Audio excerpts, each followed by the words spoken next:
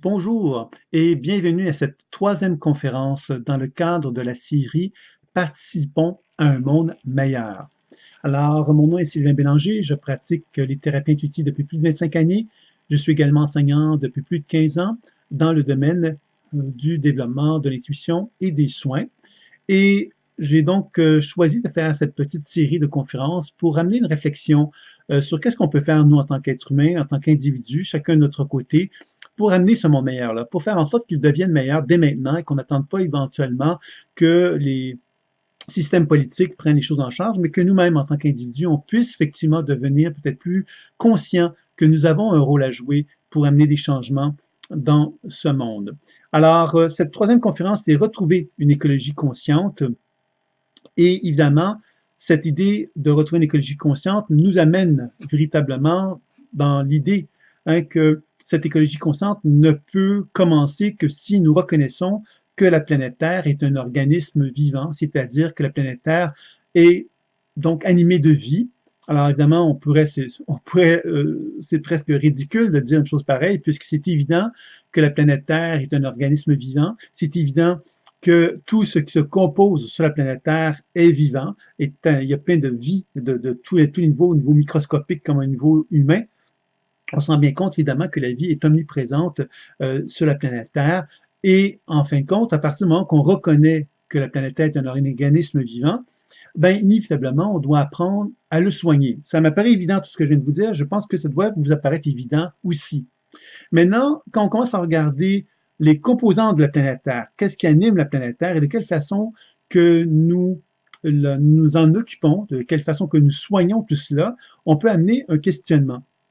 par rapport à cette compréhension de est-ce que moi, en tant qu'être humain, je suis conscient que la vie existe sur cette planète-là et je suis conscient de la richesse de la vie? Est-ce que je suis conscient de l'importance de la vie?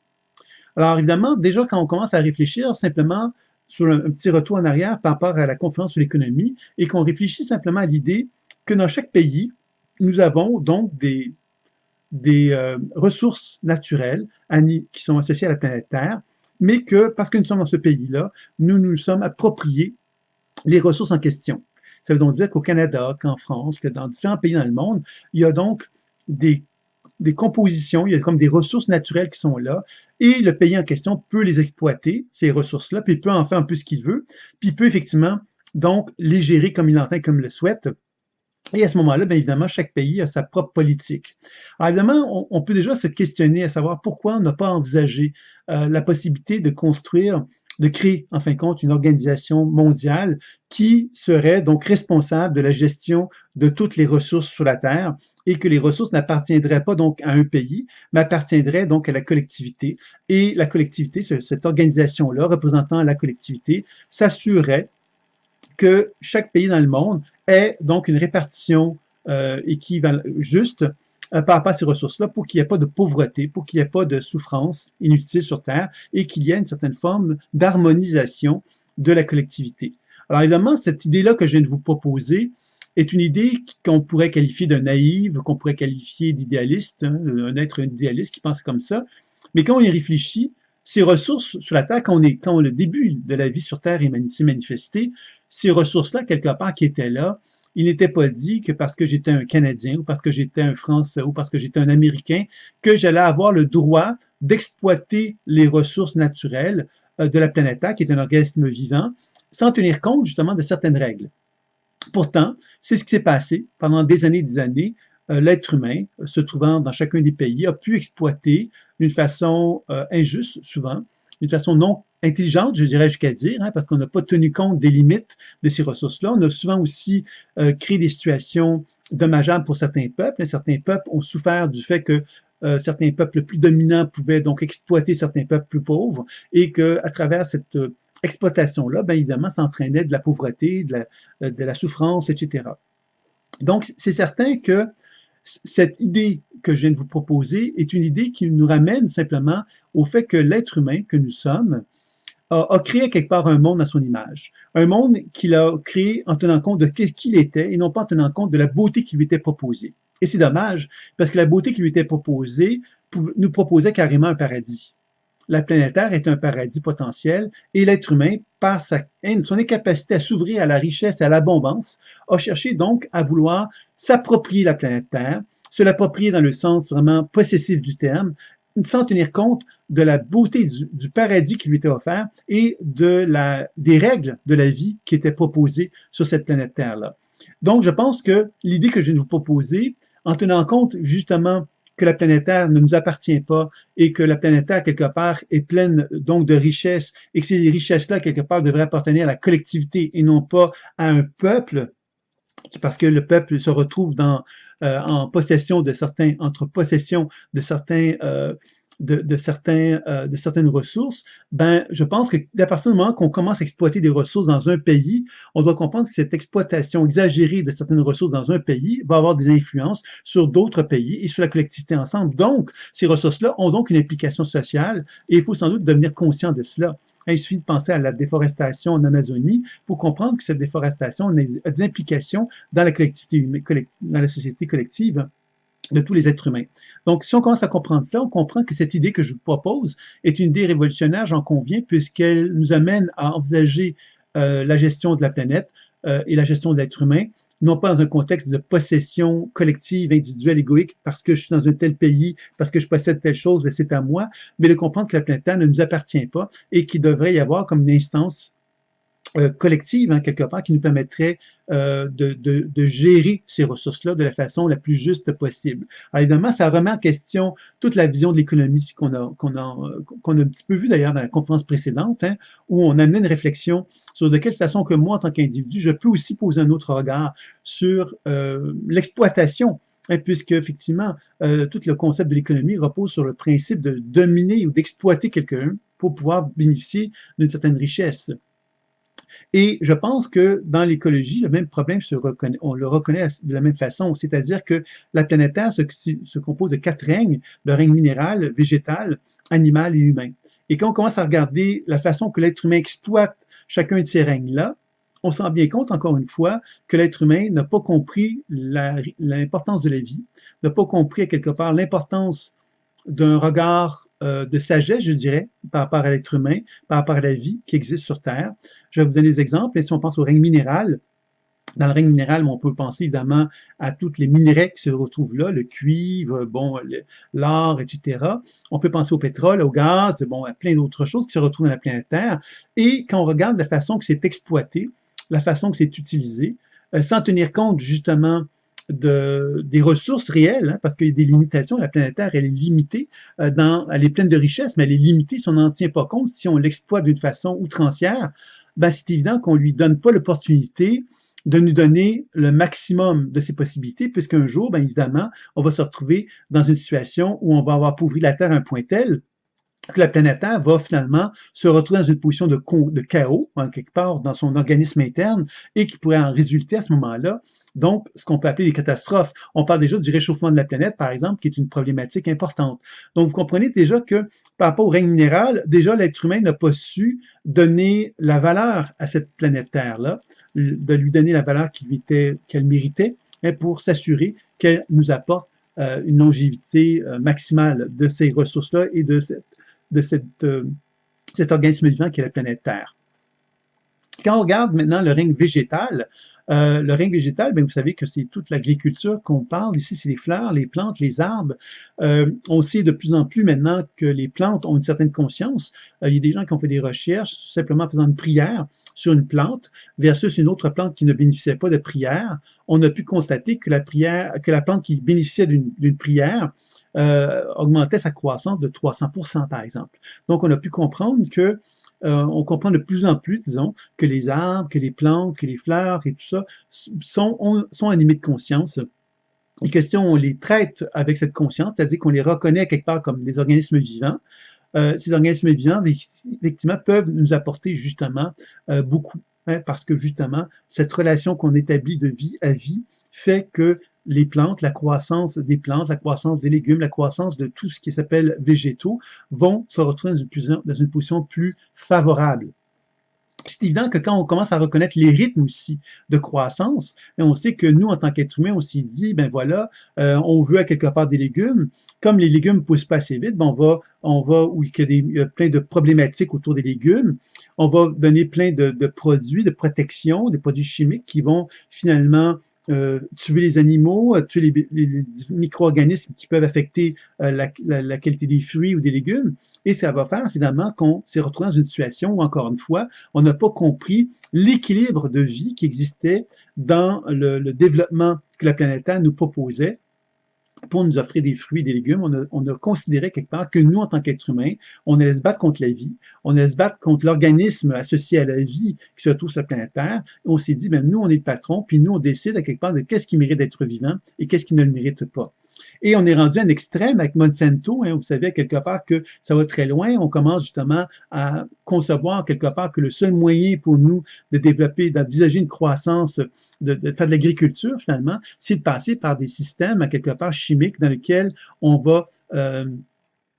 imposer en quelque sorte à tous les agriculteurs des produits chimiques à quelque part qui vont finalement donc entre guillemets nous donner de meilleurs rendements. Mais ces meilleurs rendements-là, est-ce qu'ils sont vraiment de meilleurs rendements dans le sens que ça va nous apporter à long terme vraiment ce que l'on veut, c'est-à-dire une qualité de fruits et de légumes exceptionnelle et évidemment qui sont en harmonie avec la vie et non pas en harmonie avec des modifications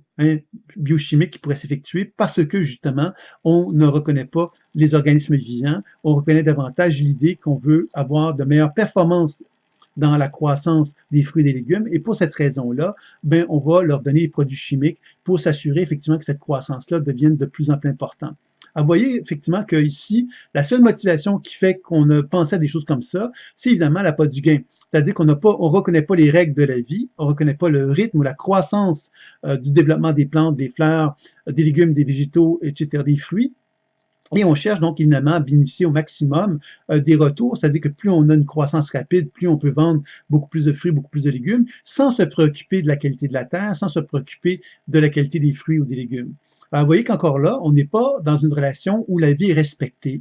parce que justement, on part du principe, effectivement, que le rendement est plus important.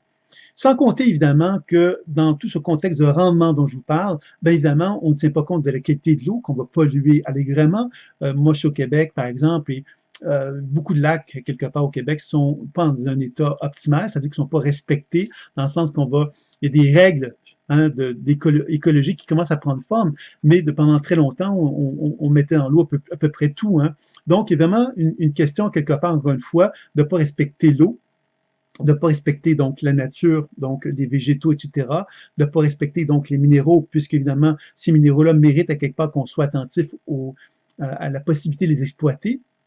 ce qui n'a pas été fait. Et on sait que depuis les années 1950 ou à peu près, il y a une énorme, une importante croissance d'exploitation sur Terre depuis les années 1950. Donc tout à travers l'industrialisation et tout ça, qui font effectivement qu'on a énormément augmenté la pollution sur Terre, augmenté quelque part l'exploitation des ressources sur Terre également depuis ce temps-là. Puis évidemment, on sait que d'ici peu de temps, ben, quelque part, on ne sera plus en mesure de répondre à cette croissance-là. C'est-à-dire qu'on va devoir justement faire des réflexions, faire des changements. Et c'est ça un petit peu qui est en train de prendre forme actuellement, à travers diverses réflexions que les gens peuvent se faire. Quand on regarde le monde des animaux, le règne des animaux, bien évidemment, on se rend compte que dans le règne des animaux, bien évidemment, il y a donc cette idée, à quelque part, que l'être humain s'est dit, ben moi, je suis le maître à bord, puis à quelque part, moi, j'aime la viande, donc je vais commencer à manger de la viande, à exploiter les animaux. Parce que manger de la viande, c'est une chose, exploiter les animaux en est une autre. Parce que à une certaine époque, on pouvait tuer un animal dans un contexte sacré, dans un contexte un peu comme un genre de rituel, où on reconnaissait la richesse de la vie et on reconnaissait quelque part que cet animal-là se sacrifiait pour, à quelque part, un besoin qui était de répondre justement un besoin de se nourrir en tant qu'être humain. Et on le faisait d'une façon très sacrée et on n'exploitait pas la viande, on n'exploitait pas les animaux d'une façon outrancière. Aujourd'hui, maintenant, il est malheureusement fréquent de voir des vidéos, de voir des documentaires qui montrent quelque part comment on exploite les animaux d'une façon vraiment très, très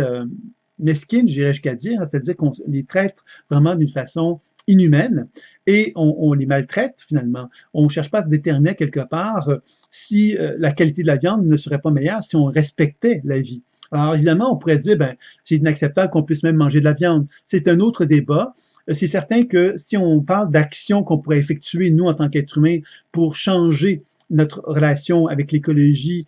et en étant plus conscient, c'est évident que la problématique de la viande est un problème majeur, puisqu'on sait que la viande, l'utilisation pour obtenir de la viande, pour avoir donc de la viande dans les marchés, il y a énormément de pollution qui est effectuée, il y a énormément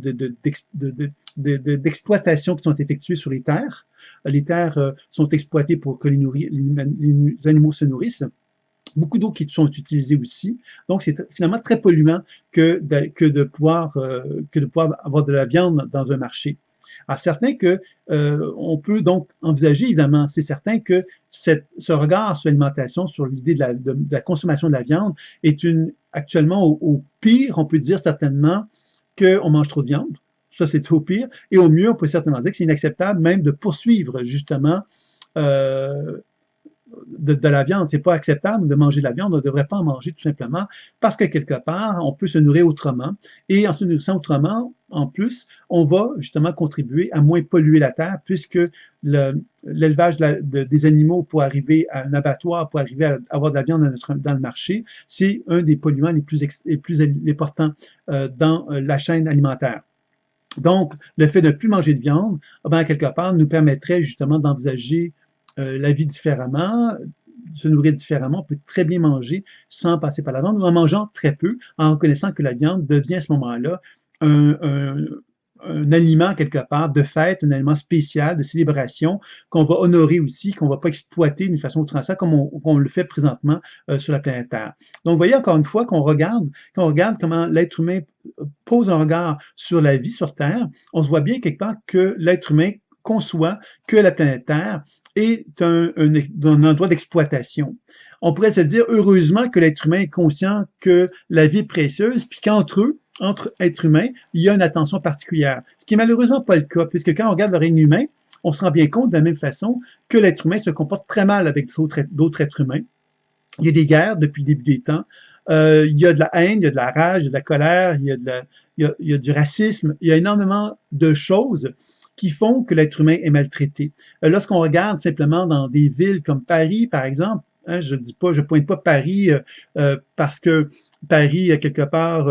est pire que les autres. Hein, je dis Paris parce que je pense à Paris, parce que j'y vais souvent. Et c'est une ville, quelque part, qui me fait toujours un petit peu de peine de voir Paris parce qu'il y a beaucoup de pauvreté qui est là, comme dans toutes les grandes villes, ceci dit. Hein, toutes les grosses villes ont cette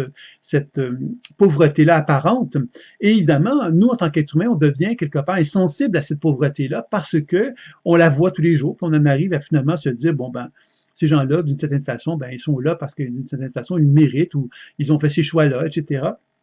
Et on devient inhumain. Inhumain dans le sens qu'on ne se comporte plus comme un être humain qui devrait se comporter avec d'autres êtres humains, c'est-à-dire tendre la main vers un autre être humain pour faire en sorte justement qu'il y ait donc une relation humaine, quelque chose de plus humain qui puisse prendre forme entre moi et d'autres êtres humains. Donc je pense que, encore là, on conçoit bien l'idée que le rapport qu'on a avec la vie est un rapport qui est difficile en tant qu'être humain, puisque dans tous les règnes, quels qu'ils soient, la relation que l'on a avec la vie est finalement une relation qui est plutôt péjorative, puisqu'on conçoit, nous, qu'on doit finalement, entre guillemets, avoir une relation, justement, moi je veux bien vivre, puis les autres, ben, quelque part, qui se débrouillent. On va dire ça comme ceci. Et dans le règne humain, c'est comme ça que ça s'applique. Ça ne nous dérange pas de voir des gens dans un autre pays souffrir de guerre, souffrir de pauvreté, de famine, etc. Ça nous dérange, bien sûr, hein? Mais qu'est-ce qu'on va faire vraiment pour faire le changement? Et là, je m'inclus quand je vous dis ça. Et dans ce sens-là, quelque part, on n'est pas dans une relation, justement, où on se dit, merde, il faudrait faire quelque chose. Et c'est vrai que c'est pas toujours facile de faire quelque chose par rapport à des situations comme celle-là, mais en même temps, c'est inacceptable que ça existe et que la collectivité humaine accepte ça. C'est inacceptable. Quels que soient les commentaires ou les réflexions que l'on pourrait se faire, je pense que si on reconnaît la dimension humaine et la valeur de l'être humain, on ne peut pas accepter ça de quelles que soient les raisons qu'on pourrait donner au fait qu'on ne réagisse pas adéquatement face à ces situations-là. Donc, vous voyez que, à travers cette petite réflexion que je viens de vous apporter, on arrive à comprendre quelque part qu'il y a, on pourrait voir ça comme ceci, une genre de problématique face à l'être humain. Hein. C'est que l'être humain n'a pas reconnu la richesse de cette intelligence qui anime la planétaire. Et c'est bien dommage, bien sûr, puisque quand on commence à réfléchir sur cette vie qui anime la planète Terre, on comprend que cette vie-là, elle est fragile. Elle est fragile parce que, bon, par exemple, il suffit de se rappeler que la planète Terre produit un champ électromagnétique. Ce champ électromagnétique est en train d'augmenter depuis quelques années. Pourquoi? Il y a des gens qui vont dire, ben, parce que l'être humain est en train d'évoluer, de changer de conscience, vibration, etc. Ce serait superbe, cette hypothèse-là me plaît bien. Mais en même temps, on pourrait aussi réfléchir à l'idée que ce champ électromagnétique qui augmente de plus en plus est aussi occasionné par le fait que la planète Terre se retrouve dans une position d'assèchement, c'est-à-dire que son exploitation des ressources qui animent la planète Terre se trouve tellement élevée que l'énergie qui serait normalement contenue par la planète Terre due à cette somme de matière qui se trouve à l'intérieur d'elle, mais se retrouve dans une position où elle perd de plus en plus de cette capacité à contenir l'énergie et qu'elle se déploie de plus en plus vers l'extérieur et que le champ électromagnétique, justement, qui augmente sa fréquence depuis un certain nombre d'années, ben, ce serait peut-être occasionné par ça aussi. Donc, et là, je veux pas amener une pensée négative en vous parlant de tout ça. Je veux simplement vous amener une réflexion sur l'idée quelque part qu'il est possible, en tant qu'être humain, de réfléchir à tout ça et de se dire de quelle façon que moi, en tant qu'être humain, je pourrais reconnecter avec la vie et reconnecter avec les fondements essentiels de la vie. Il suffit de se rappeler justement une recherche dont je vous ai souvent parlé du physicien Pop, qui est un physicien qui a mis en évidence que le Soleil produisait de la lumière. Jusqu'à maintenant, c'est pas trop compliqué. La lumière, c'est quoi? C'est des particules de photons. Ces particules de photons sont absorbées par les cellules du corps et les cellules du corps réémettent de la lumière. Alors, cette capacité que les cellules du corps ont d'absorber et de réémettre de la lumière, c'est comme une respiration biolumineuse. Et cette respiration biolumineuse, ben, quand on observe le champ énergétique d'une personne, c'est comme si on observait quelque part que cet individu-là, finalement, émettait donc un certain rayonnement énergétique, un aura. Et ce rayonnement énergétique nous informe quand on l'observe du potentiel santé d'une personne. C'est-à-dire qu'avant même qu'une personne devienne malade, ben, on peut donc envisager effectivement le potentiel santé de la personne en question grâce à cette observation-là de ce rayonnement biolumineux au niveau de la cellule. Ce qui est intéressant, c'est que ce physicien-là a mis en évidence que toute matière produisait ce rayonnement biolumineux-là. C'est-à-dire que tant dans le règne minéral, végétal, animal qu'humain, on peut facilement concevoir que tous ces organismes-là vont avoir la capacité d'absorber la lumière et de réémettre de la lumière, comme si tout organisme vivant déployait un certain champ énergétique autour de lui et que ce champ énergétique-là était étroitement relié à la capacité de toute forme de vie sur Terre d'être relié au sol, donc d'être en relation avec le champ électromagnétique de la Terre et d'être en relation avec les énergies cosmiques, le Soleil, les planètes, les étoiles, etc., et qui font que cet échange énergétique-là va faire qu'il va y avoir donc une espèce de rayonnement vivant qui va se manifester. Et ce rayonnement vivant, mais ce serait quelque part un lien que nous avons tous en tant qu'être humain dans le règne humain, mais aussi avec les animaux, avec les végétaux, les plantes, les arbres, etc., et le règne minéral également. Ça veut donc dire qu'on est tous reliés, non seulement en tant que collectivité humaine, mais en tant également que collectivité vivante. C'est-à-dire que toute forme de vie qui se manifeste sur Terre, nous sommes reliés les uns avec les autres par cette capacité que nous avons de nous relier à la Terre, de nous relier au ciel et d'émettre cette lumière, qui fait quelque part que cette lumière-là, bien évidemment, peut me mettre en contact avec des êtres qui sont à l'autre bout du monde. Par exemple, en Chine, moi je suis au Québec, je pourrais me connecter avec quelqu'un en Chine, mais ça veut dire aussi que je pourrais me connecter avec un arbre qui est à distance de moi, ou à une plante, ou à une fleur, ou à un animal. Et ça veut donc dire que quand je commence à me mettre en relation avec la vie qui anime, qui existe sur Terre, ben je constate que chacun de ces structures, que ce soit des pierres, que ce soit du pétrole, du gaz, de l'eau, que ce soit des plantes, des arbres, des végétaux, des fruits, des légumes, que ce soit des animaux, quelle que soit l'espèce, quelle que soit la complexité de l'évolution de l'animal en question ou d'un être humain, je peux me relier à lui pour constater quelque part que quand je me mets en relation avec lui, il y a un échange vivant qui s'effectue. Cet échange vivant a des implications. On pense dans le règne minéral, par exemple, il suffit de se rappeler justement, et ça c'est quelque chose qu'on entend souvent parler, je me mets en relation avec une pierre, un cristal, avec un améthyste, je me mets en relation avec des pierres, et ces pierres-là, quelque part, il est reconnu depuis très longtemps que les pierres emmagasinent l'énergie, emmagasinent de la mémoire. C'est pourquoi d'ailleurs qu'on va conseiller souvent de laver des pierres semi-précieuses, hein, de les nettoyer de la mémoire puis de la charge énergétique entre guillemets négative qui peuvent être associées à elles en les mettant dans de l'eau salée par exemple. Alors, vous voyez que c'est des façons de nettoyer parce qu'on reconnaît depuis très très longtemps que ces pierres-là ont la capacité justement d'absorber des choses. Alors, c'est évident que cette absorption-là, elle indique bien quelque part que les pierres, toutes ces structures-là, quelque part, ont une forme d'intelligence, qui sont capables donc de se raisonner, de se relier à l'être humain que nous sommes. Alors, si je porte une pierre semi-précieuse sur moi, cette pierre-là va donc avoir une influence sur mon corps. Pourquoi? Parce qu'elle est en résonance avec des minéraux. Si j'ai de l'or sur moi, ben, je vais résonner avec des composantes or qui sont dans mon corps. L'or va donc amplifier aussi mon système parce qu'il y a une forme de capacité de faire circuler l'énergie avec l'or qui est particulier, qui va faire que, donc, inévitablement, cette pierre-là va être en relation avec tout mon corps, tous mes organes, tous les minéraux qui sont dans mon corps, et il y a donc une action thérapeutique. Ceux qui me connaissent un peu plus savent que je me suis beaucoup intéressé au cuivre. Donc, on peut porter des produits de cuivre sur soi. Ce sont des bandes souples qui vont faire qu'on va augmenter notre champ énergétique aussi. Donc, vous voyez que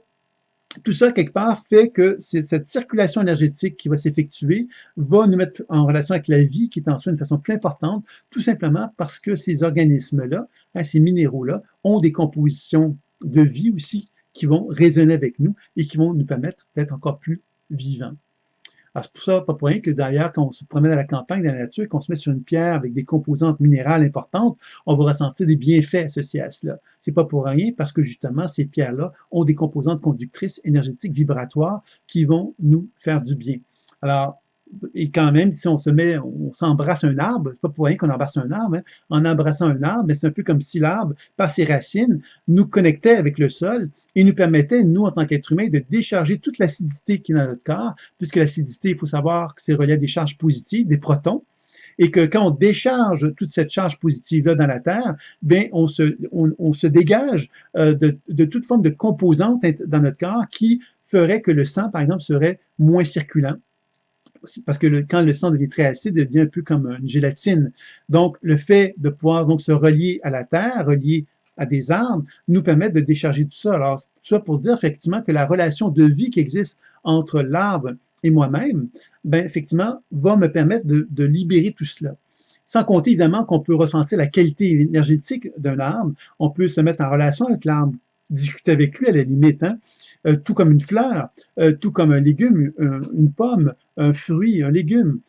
Pop d'ailleurs s'est intéressé beaucoup à la capacité biolumineuse des fruits et des légumes. Il y avait donc entre autres observé que les fruits, par exemple, on pouvait évaluer la qualité énergétique d'un fruit. Alors un fruit, quand on arrive dans un marché, on voit les fruits, on va se fier à la couleur, on va se fier à un certain nombre de choses, mais ce physicien-là s'est intéressé, lui, à mesurer objectivement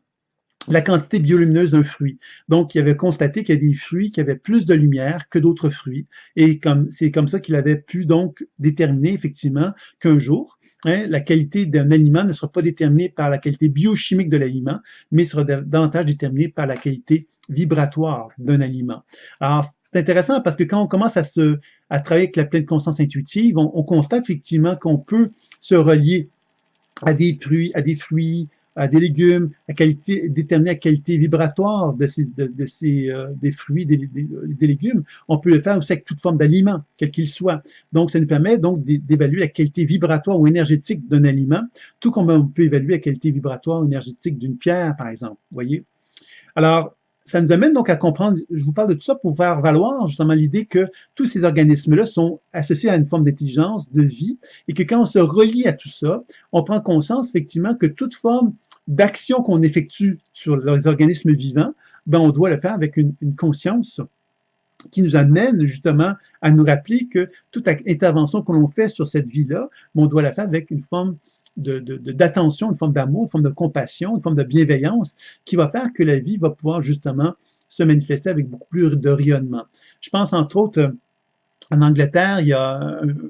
il y a Feinhorn qui propose justement, donc depuis très très longtemps, de travailler à cultiver un jardin, mais un jardin en conscience, c'est-à-dire qu'il cherche vraiment à vraiment communiquer avec les plantes, etc., pour parvenir à établir une relation de croissance, de vitalisation de toutes les plantes, de tous les organismes dans lesquels ils vont collaborer pour faire un jardin exceptionnel. Alors, ça fait longtemps que ça existe, ça, et puis il y a maintenant beaucoup de, de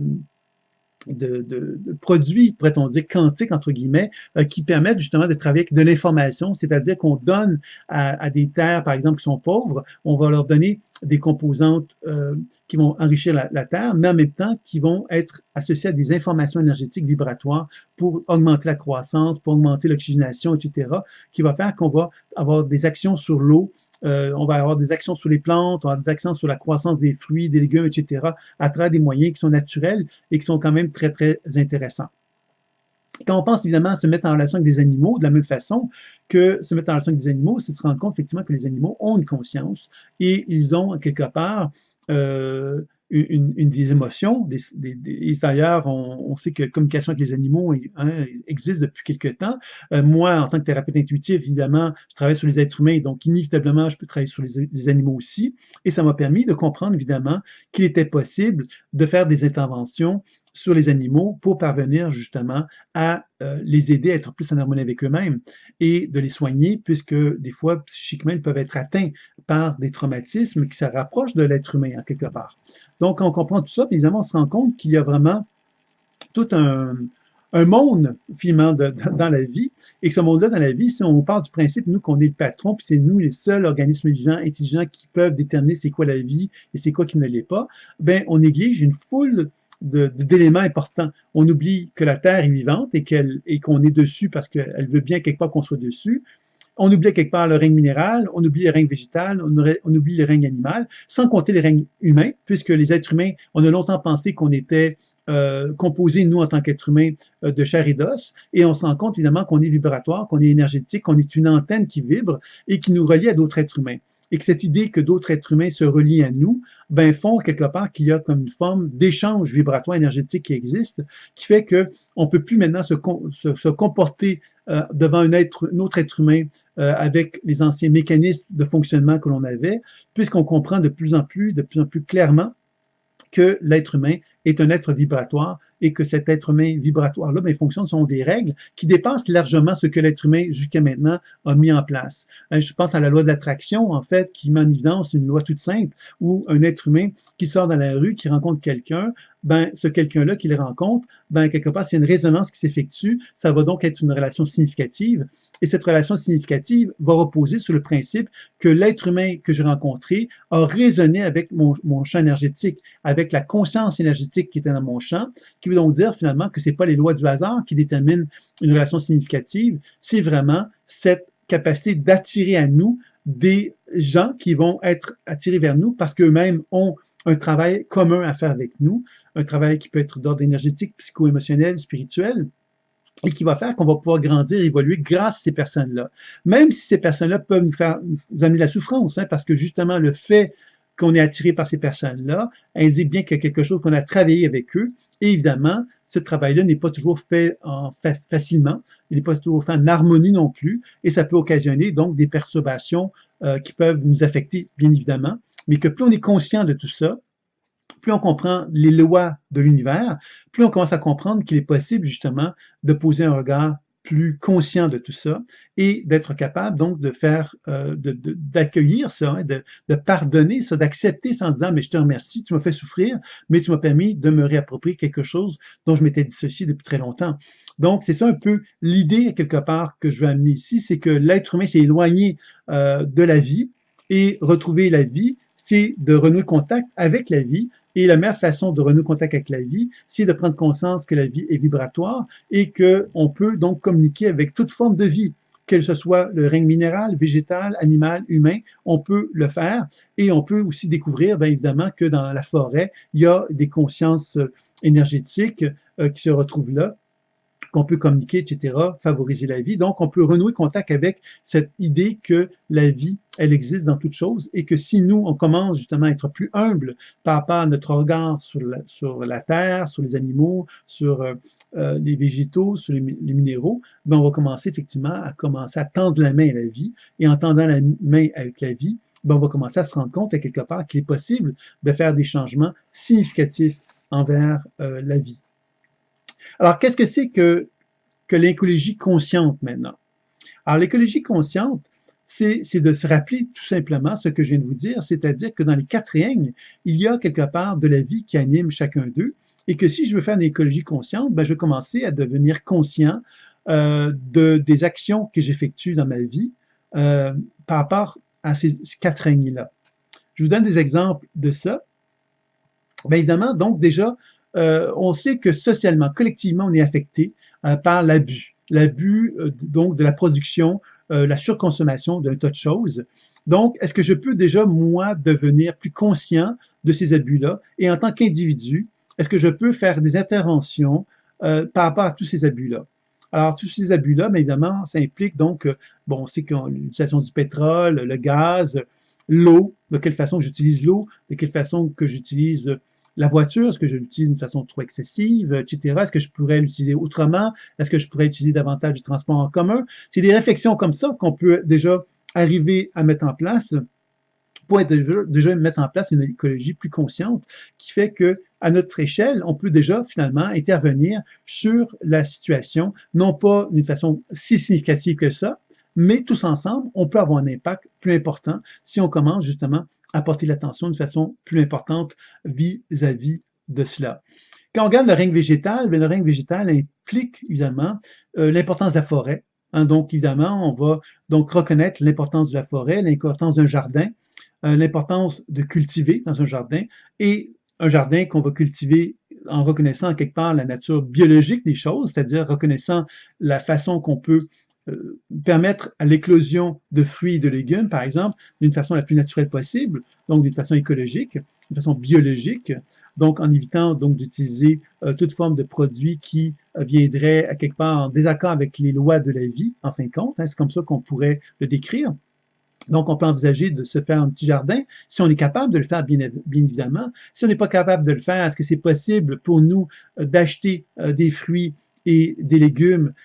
directement d'un marchand, c'est-à-dire d'un agriculteur plutôt, de quelqu'un qui va finalement, qu'on va connaître et qu'on va savoir qu'il utilise à bon escient quelque part tout ce qu'il faut pour justement permettre aux fruits et aux légumes d'être en santé et d'être le plus de qualité possible, le plus pur possible, le plus naturel possible, dans la mesure, sans devenir fou. Si on n'est pas capable de faire ça, est-ce qu'on est capable donc de favoriser, hein, quelque part, une qualité d'aliment? Une qualité d'aliment, je ne dirais pas que c'est systématiquement un aliment biologique. Pour la simple raison que quand on se met en relation intuitive avec les fruits, les légumes, etc., moi, j'ai constaté que les aliments biologiques n'étaient pas toujours ceux qui étaient le plus vibratoires. C'est curieux, mais c'est comme ça que moi, j'ai pu observer. Et c'est relié à un tas d'éléments. Il suffit que, par exemple, la terre ne soit pas riche d'une façon suffisante, même si c'est un légume bio, si la terre n'est pas suffisamment riche, il est possible effectivement que le légume ne soit pas si vital que ça. Donc, il y a des éléments comme ça qu'il faut mettre des nuances, mais c'est bien évident qu'encourager l'agriculture biologique sera toujours un acte noble, je dirais, et un acte favorable à une écologie plus consciente. Maintenant, c'est certain que l'écologie, que les aliments biologiques sont beaucoup plus chers souvent que les aliments qui ne sont pas biologiques. Alors ça, c'est curieux, encore une fois, parce que on parle d'aliments biologiques, c'est des aliments qui sont associés à la vie, et malheureusement, ces aliments-là qui sont associés à la vie vont nous coûter plus cher que ceux qui ne le sont pas. Alors ça, c'est aussi une question, quelque part, qu'il faut certainement se poser, de quelle façon que c'est possible, hein, pourquoi on en est arrivé là, et c'est là qu'on comprend quelque part comment la vie, quelque part, est quelque chose qui comme un double message. Le double message, c'est que la vie, c'est très précieux. Regarde, l'agriculture biologique, ça demande beaucoup de travail, ça coûte beaucoup plus cher. Alors que finalement, l'attitude qu'on aurait dû avoir, c'est de mettre en évidence qu'au contraire, il faut valoriser cette agriculture-là, bien l'exploiter, bien la développer, bien comprendre les règles de la vie pour optimiser le maximum la production des fruits et des légumes parce qu'on comprend bien les règles de la vie puis on les exploite bien. Alors, plutôt que de faire ça, on s'est dit non, non, moi j'ai trouvé des trucs pour finalement déjouer les règles de la vie puis faire en sorte que je puisse arriver à de meilleurs résultats en déjouant les règles de la vie. Et de cette façon-là, ben, l'avantage de tout ça, c'est que moi, je peux donc développer une certaine forme de trademark, de marque de commerce, de produits que je peux vendre en disant, mais voilà, que ces produits-là, vous allez pouvoir rendre ces légumes-là quelque part beaucoup plus efficaces. Par contre, ce que je vous dis pas, c'est que vous allez devenir dépendant de ces produits-là que je vous vends, parce que maintenant, vous allez devoir absolument les utiliser pour la simple raison que si vous les utilisez pas, ben, à quelque part, vous n'allez pas avoir atteint les meilleurs résultats. Alors, vous voyez que ça, c'est toujours cette idée de comment je peux faire de l'argent sur les êtres humains, comment je peux arriver à faire en sorte que l'argent devienne finalement plus important que la vie sur Terre. Et quand on pense comme ça, c'est évident qu'on se retrouve avec les problèmes qu'on a actuellement. Et c'est certain que si on commence à devenir conscient, nous, que oui, effectivement, les légumes biologiques peuvent être plus chers, mais qu'on puisse effectivement, dans un contexte de selon nos propres moyens, nos propres capacités, faire des choix conscients au niveau alimentaire, ben c'est évident qu'on va contribuer certainement à faire de l'écologie consciente, du moins, et aider tous ensemble à ce qu'il y ait des prises de conscience qui se fassent à ce sujet-là.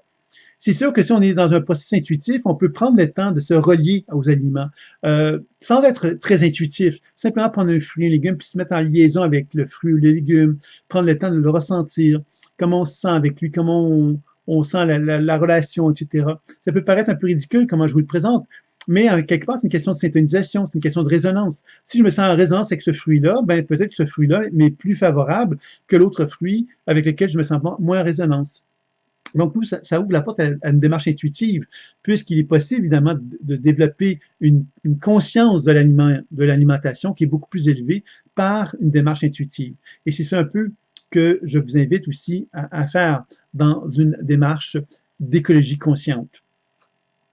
Évidemment, on pourrait aller un peu plus loin dans la médication, par exemple. La médication, évidemment, il y a deux types de médication qui touchent à quelque part ce règne végétal-là, c'est les plantes. On sait que les plantes, les huiles essentielles, il y a énormément de produits qui vont favoriser la santé, qui vont favoriser à quelque part le bien-être et qui vont amener donc un être humain à se sentir en plus grande harmonie avec lui-même. Donc, cette thérapeutique-là associée aux plantes est en opposition, on va dire ça comme ceci, avec la pharmaceutique qui a donc développé des compositions donc chimiques pour parvenir à soigner. Et encore là, moi, je ne dis pas qu'il ne faut pas se soigner avec la pharmaceutique, mais encore là, on doit se questionner encore là sur la vie. L'organisme, la planète Terre nous a proposé des cadeaux, nous a donné des cadeaux par les plantes, par les huiles essentielles, plein de choses qui sont des outils thérapeutiques exceptionnels, qui sont reliés à la vie et qui sont reliés à la nature. Et on doit certainement privilégier cela dans la mesure du possible, plutôt que d'aller dans un contexte pharmaceutique, puisque la pharmaceutique va donc avoir des implications moins vivante, hein, dans le sens que, et à quelque part, c'est quelque chose qu'on ne maîtrise pas complètement. Vous allez me dire que les plantes non plus, je suis d'accord avec vous, mais les plantes, finalement, il y a comme une historique de vie, il y a comme des antécédents, je dirais, depuis des centaines d'années, dans bien des cas, où les plantes, on reconnaît quelque part leur capacité d'aider dans certains types de problèmes de santé. Les produits pharmaceutiques, bien souvent, c'est des produits pharmaceutiques qui ont un âge de vie beaucoup moins long, sauf qu'ils ont la science derrière eux, ils ont les recherches scientifiques derrière eux aussi, qui ont fait qu'ils ont pu donc finalement parvenir à proposer des produits finalement qui vont valoriser parce qu'il y a une commercialisation qui va être associée à tout ça. Mais en même temps, est-ce qu'on peut se questionner quelque part, savoir est-ce que c'est ça qui m'est le plus profitable? Est-ce que c'est ça qui va m'être le plus harmonieux pour moi? Si je reconnais la vie en moi qui m'est précieuse, est-ce que moi j'ai envie de prendre des produits quelque part que je ne sais pas quelque part qu'est-ce qu'ils vont faire, est-ce qu'ils vont vraiment m'être favorables?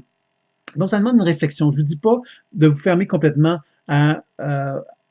la pharmaceutique. Moi, ce que je vous dis, c'est d'être conscient. Une écologie consciente, c'est être capable de faire des bons choix dans la mesure, quelque part, qu'on s'est informé et qu'on fait le choix consciemment en responsabilité et qu'on comprend quelque part que, effectivement, quelquefois, les produits pharmaceutiques vont être des bons choix puisqu'on sait que la médecine a quand même un développement important depuis plusieurs années, les pharmaceutiques aussi. Et évidemment, il y a des choses qui ont été très positives, qui ont été construites, qui ont été créées. Puis en même temps, il faut savoir effectivement qu'il y en a d'autres qui le sont peut-être un petit peu moins, puisque la pharmaceutique est devenue comme une genre de business, hein, une grosse compagnie, où effectivement, il y a beaucoup d'argent qui est possiblement qu'on peut faire à travers cela. Donc, évidemment, il faut mettre des bémols dans tout ça. Il faut donc le faire d'une façon consciente, en se rappelant quelque part que la santé, ben, c'est relié évidemment à moi, hein, à cette capacité que j'ai de poser mon regard sur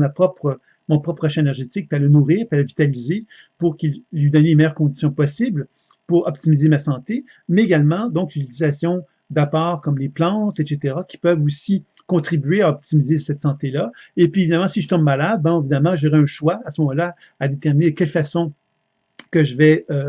choisir de me soigner, mais c'est évident, effectivement, qu'à travers la conférence d'aujourd'hui, bien évidemment, l'idée de développer une relation avec la vie, bien évidemment, c'est donc certainement de tendre vers ce qui est des voies les plus naturelles, plutôt que de tendre vers des voies plus chimiques, qui sont moins en accord avec la vie souvent. Alors évidemment, je vous laisse entre les mains. Moi, je ne vous amène que des pistes de réflexion. Je ne vous dis pas qu'est-ce que vous devez faire. Je vous dis simplement quelles sont les réflexions que j'ai par rapport à tout ça.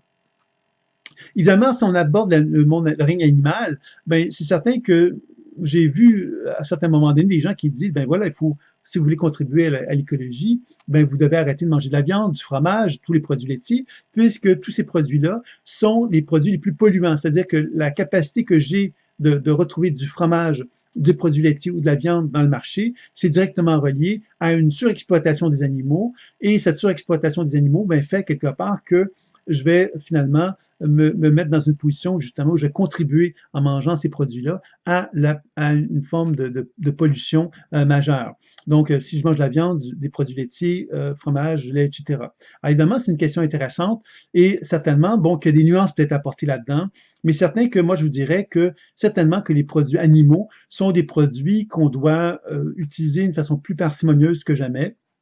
pour la simple raison, effectivement, qu'on doit apprendre à développer un autre regard sur la vie et que les animaux, hein, moi, si je prends le temps de me mettre en relation avec des animaux qui sont dans un abattoir, je peux vous dire que ces animaux-là ne sont pas dans une position, sont dans une conscience vibratoire, vivante, à quelque part, qui n'est pas en harmonie avec la vie. C'est-à-dire qu'on les met dans des situations de souffrance extrême. Ça pourrait se faire autrement en passant, hein, mais c'est malheureusement pas fait comme ça parce que justement l'appât du gain fait qu'on apprend justement à se déshumaniser par rapport à la vie des animaux en se disant que les animaux, ce ne sont que des animaux. Donc, fondamentalement, c'est de la vie. Il faut donc savoir respecter la vie à tous les moments et à tous les instants. Et je pense que respecter la vie, ça implique justement d'être attentif à cet univers-là que sont donc les animaux. Donc, évidemment, il y a des gens qui vont vous dire, ben voilà, ce qui pollue le moins, c'est se nourrir avec,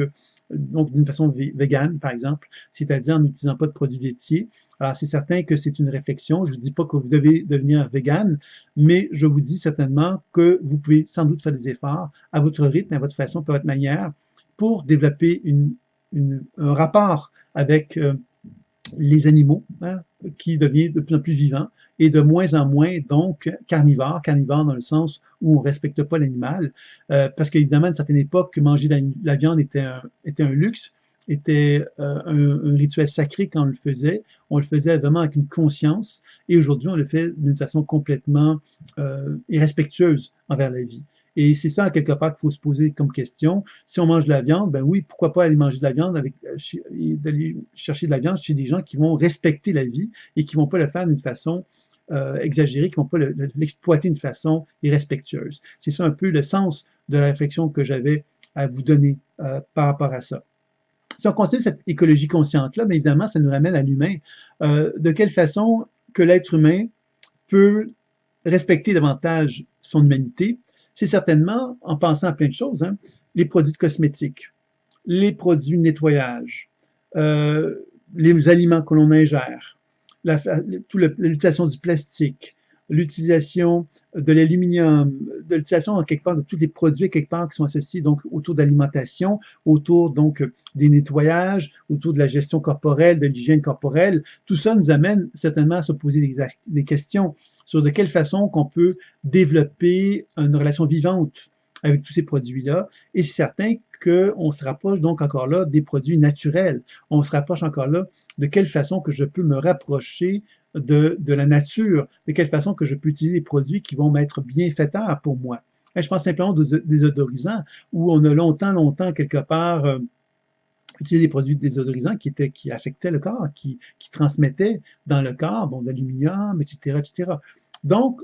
c'est certain qu'il faut commencer à devenir conscient que moi, si j'ai envie de favoriser la vie en moi, ben certainement que je dois faire attention à tous les produits que j'utilise pour effectivement développer une écologie consciente où je suis en relation avec la vie qui est en moi et que ce que je me mets dans le corps, ce que je me mets sur le corps, c'est en liaison avec cette vie-là le plus possible. Je pense que ça, c'est une belle façon de commencer à réfléchir et je vous dis pas que vous devez le faire immédiatement, mais je pense que vous pouvez certainement réfléchir à de quelle façon que vous pourriez faire des choix qui vous rapprocheraient de ces choix-là, quelque part, qui deviendraient justement plus respectueux de votre vie à vous, hein, de la vie qui anime votre corps. Et dans ce sens-là, bien évidemment, qu'est-ce que je vais ingérer en tant que, si j'ai des problèmes de santé, est-ce que je prends des produits, j'ai un mal de tête, est-ce que je me prends une pilule à chaque fois que j'ai un mal de tête, un médicament pour m'enlever le mal de tête, pharmaceutique,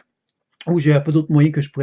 pourrais choisir. Bon, vous voyez, plein de réflexions comme ça qu'on peut faire à petite échelle, mais qui nous ramènent à devenir plus conscients de notre propre capacité à reconnaître la vie qui est en moi, reconnaître la vie dans le monde des animaux, reconnaître la vie dans le monde des végétaux, hein, et dans le monde des minérales. Donc, de devenir conscient quelque part de la façon que j'exploite les ressources qui sont, dont je dispose et de quelle façon que je peux devenir plus conscient de tout ça. Je pense que si on entreprend des petits gestes comme ça, bien évidemment, on va commencer tout doucement, tous ensemble, à développer une conscience plus importante qui va aussi transmettre des signaux aux commerçants. Commerçants, j'entends les gens qui produisent des produits, où ils vont comprendre quelque part que collectivement, l'être humain est en train de prendre un virage qui l'amène à se dire, ben moi, je veux maintenant être en harmonie avec la vie et je veux qu'on respecte la vie. Et c'est là, quelque part, que tout doucement, bien évidemment, la conscience collective va changer, puisque on va comprendre, évidemment, que si on veut faire des sous, il nous faut faire un virage. Et ce virage-là ne doit pas simplement s'orienter sur la voiture électrique, par exemple, ou finalement tout couper les polluants, mais de prendre conscience d'un virage beaucoup plus profond qui touche carrément la dimension humaine, qui se regarde différemment et qui regarde la planète Terre d'une façon différente. C'est ça qui est fondamental. Parce que si on ne fait pas ces changements-là profonds face à la vie, bien inévitablement que le moindrement que ça va aller mieux, ben on va négliger de nouveau la vie et on va retrouver les mêmes problèmes. Donc, je pense que c'est ça un petit peu que j'avais envie de vous témoigner aujourd'hui pour cette conférence. Pour terminer, ben, je vous inviterai justement à me dire, si vous avez envie, sous la vidéo, hein, de me faire des petits commentaires sur qu'est-ce que vous avez choisi, vous, de faire comme geste dorénavant, hein, par rapport à cette prise de conscience que je vous ai fait, que vous avez peut-être déjà fait. Hein, très humblement, je vous dis, peut-être que je vous ai amené des idées que vous saviez déjà, j'en suis convaincu. Hein, je n'ai pas inventé grand-chose dans cette conférence-là, je pense, mais j'ai voulu finalement vous transmettre à quelque part une réflexion qui a tendance quelquefois à être négligée, hein, parce qu'on a tendance justement à se dire, bon, ben la vie va vite, on est constamment omnubilé par plein de produits qui nous sont proposés, on est confronté aussi au prix des produits, je sais bien que les produits naturels sont souvent plus chers. Donc, évidemment, quand je vous dis ces solutions-là, quelque part, je vous dis à quelque part avec des bémols, ben oui, soyez capable, soyez dans la mesure du possible capable de choisir qu'est-ce qui vous apparaît le mieux à l'intérieur des moyens que vous avez. C'est ça un petit peu que moi je vous dirais par rapport à ça. Ce sera déjà quand même un plus, puisque vous auriez le sentiment d'être déjà plus en accord avec vous à travers la démarche que vous êtes en train de vous fixer. Et je pense que c'est là-dessus qu'on doit commencer tout doucement à poser un regard pour changer un petit peu cette vision de la vie sur Terre et commencer à lui permettre à cette vie sur Terre de nous montrer effectivement qu'est-ce que ça pourrait être si on était justement assez mature pour lui donner l'opportunité d'exister. Que ce paradis puisse prendre le jour, puisqu'on puisse voir le paradis apparaître. Ce serait agréable, n'est-ce pas? Donc, si vous avez envie, ben dites-moi quelque part, qu'est-ce que ça vous apporterait, vous, ces petits changements-là, en termes de croissance intérieure, en sentiment de fierté, en sentiment de responsabilité, en sentiment d'être actif, d'être co-actif avec d'autres êtres humains qui vont dans la même direction. Dites-moi quelque part qu'est-ce que ça vous apporterait, quels sont les gestes que vous êtes prêts à faire dès maintenant pour entreprendre donc ce virage. Alors, la prochaine conférence, la 4e conférence, qui sera donc la dernière, c'est devenir messager pour l'humanité. Alors, dans cette conférence-là, je vais vous présenter davantage de quelle façon que la pleine conscience intuitive peut donc faire un travail, peut devenir un outil pour avoir des actions sur les différents thèmes qu'on a vus dans les 3 premières conférences. Donc, ça sera la 4e conférence et je vais donc aborder davantage le thème de la pleine conscience intuitive et de quelle façon qu'on peut utiliser cela dans le milieu, dans tous les milieux que je vous ai présentés. Donc, ça me fera un plaisir donc de partager avec vous cette 4e conférence et évidemment, tous les messages que vous allez me laisser, ça me fera un plaisir de pouvoir y répondre personnellement et de vous donner mon point de vue. Je vous dis à très bientôt pour pour la 4e conférence. Au revoir.